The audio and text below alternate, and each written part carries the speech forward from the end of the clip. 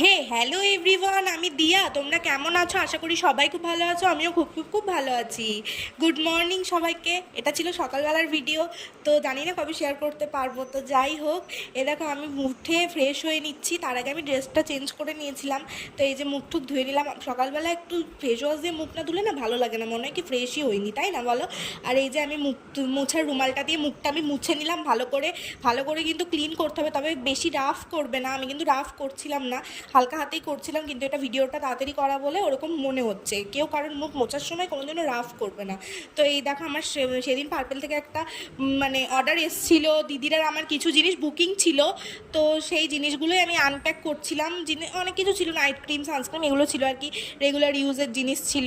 তো কেউ যদি লিঙ্ক চাও বা কারোর যদি মনে হয় কী মাখি, আমি কিন্তু বলে দেবো, ঠিক আছে? আমার মনে হয় নিজের স্কিনকে কিন্তু, যেমন আমরা খাবার খাই, নিজের স্কিনটাকেও কিন্তু খাবার দেওয়া প্রয়োজন, তাই না বলো? ভিডিওটা ভালো লেগে থাকলে লাইক, শেয়ার, কমেন্ট করো।